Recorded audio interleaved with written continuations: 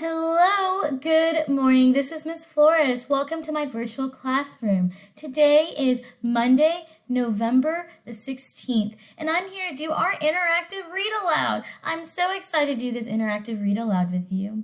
Today we are going to be reading Miss Nelson is Missing. The author of this story is Harry Allard, and the illustrator is James Marshall. This is a hilarious book, and it's mostly in a school classroom. It could be considered realistic fiction because it's something that could really happen, right? But it's still fiction because our characters are made up. It has a human character, so humans are real, but it's a made-up character, which is why it is realistic fiction. Now, our main character, Miss Nelson, goes missing, and the kids in her class have to figure out what they're going to do because they get a new substitute who's not very nice. So let's go ahead and take a moment to think about some of the things in our story, right? Go ahead and take a moment and look at our front cover. Look at those student faces. What do you notice about these children? Do they look happy? No, they don't. They look kind of sad. I wonder why. The title of this story is Miss Nelson is Missing. The title might give you an idea about why these children look worried. They look sad and worried. Why? Why do you think they look worried? Why do you think they look sad? That's right, Miss Nelson is their teacher, and the children don't know why she is missing. Ooh, look at the back of this book. The children do know that a very different teacher has come to take Miss Nelson's place. That's their substitute.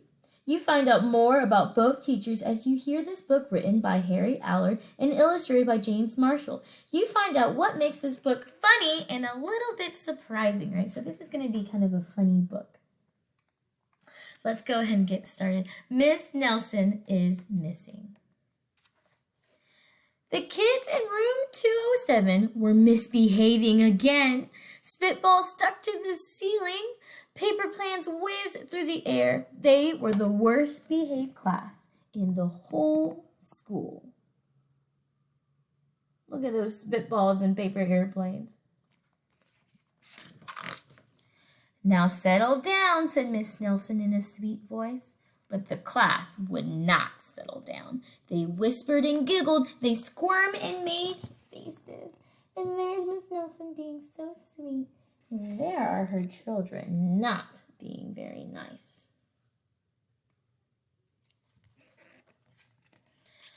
I want you to take a moment. I want you to look at these children again. And I want you to think about how they're acting. Are they being good students?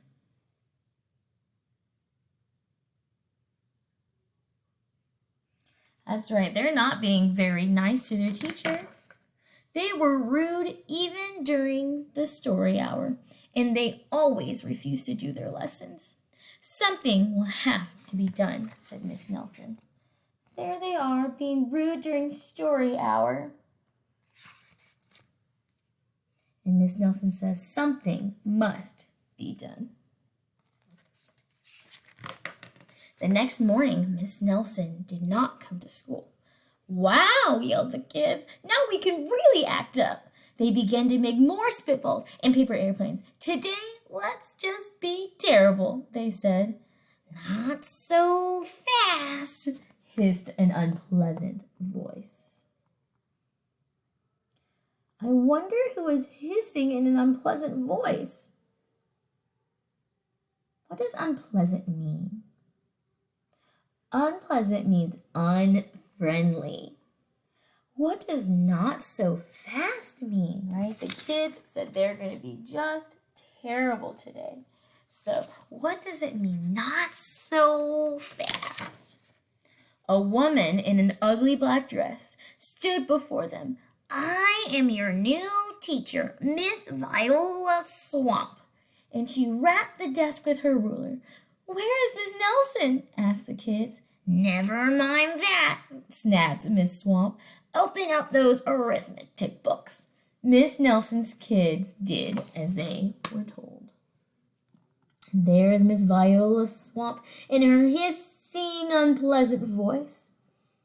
Arithmetic is another word for math. Go ahead and read the list in Miss Swamp's hand. What does her list say? To be done. Number 1, math. Work to be done. Number 1, math. 2, poems. 3, English. 4, history. 6, geography. Whoa!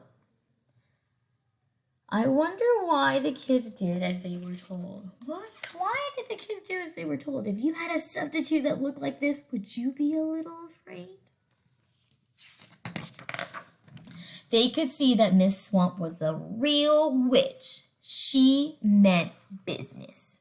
Right away, she put them to work, and she loaded them with homework.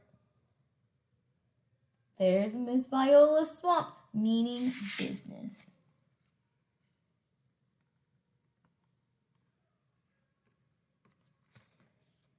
What's happening in these pictures? Go ahead and take a second to look at the children. Think about how different they are since the beginning of the story. Did you say they're doing work now? They're doing as they're told. But what do you notice about what the children look like? Do they look very happy? No, they don't. We'll have no story hour today, said Miss Swamp. Keep your mouth shut, said Miss Swamp. Sit perfectly still, said Miss Swamp. And if you behave, you'll be sorry, said Miss Swamp. The kids in room 207 had never worked so hard. Days went by, and there was no sign of Miss Nelson. The kids missed Miss Nelson. There's Miss Viola Swamp. She says, keep your mouths shut. And there are the children working harder than they had ever worked.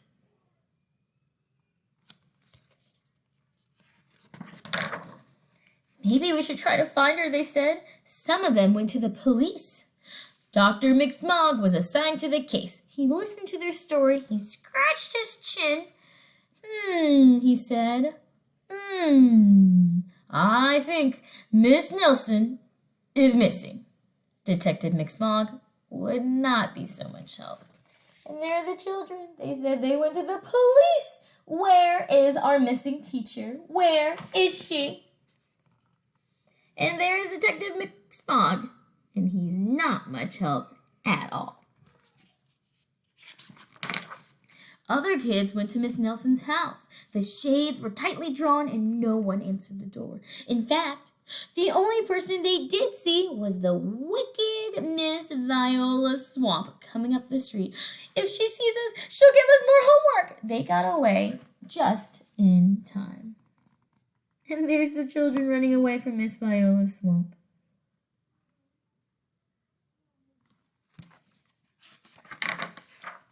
Maybe something terrible happened to Miss Nelson.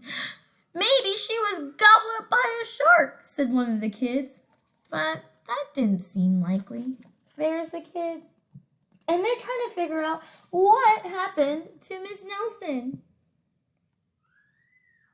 The kids certainly have some interesting ideas about what happened to Miss Nelson. Let's find out more of them. Maybe Miss Nelson went to Mars, said another kid. But that didn't seem likely either.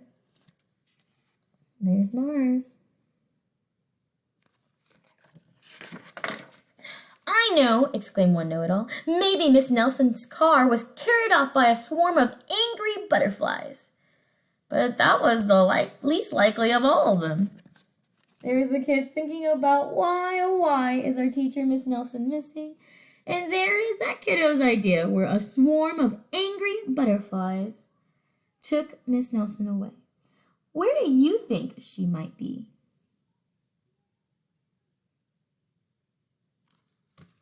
Did you come up with some great ideas? Some wild, zany ideas about where, oh where, is their teacher, Miss Nelson? The kids in room 207 became very discouraged. It seemed Miss Nelson was never coming back, and they would be stuck with Miss Viola's swamp forever. They heard footsteps in the hall. "Here comes the witch," they whispered. "Hello, children," someone said in a sweet voice.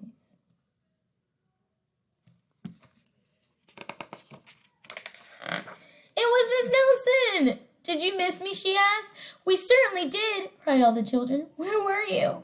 "That's my little secret," said Miss Nelson. "How about a story hour?" "Oh, yes!" cried the kids. Miss Nelson noticed that during story hour, no one was rude or silly. "What brought this lovely change?" she asked. "That's our little secret," said the kids. What do you think Miss Nelson's little secret was? Make that prediction right now. I want you to predict, what do you think Miss Nelson's little secret was? Back home, Miss Nelson took off her coat and hung it in the closet right next to an ugly black dress. When it was time for bed, she sang a little song. "I'll never tell," she said to herself with a smile. Did you get it right? Did you guess that Miss Nelson and Miss Viola's swamp might be the same person? You can see Miss Viola's swamp's dress in the closet right there.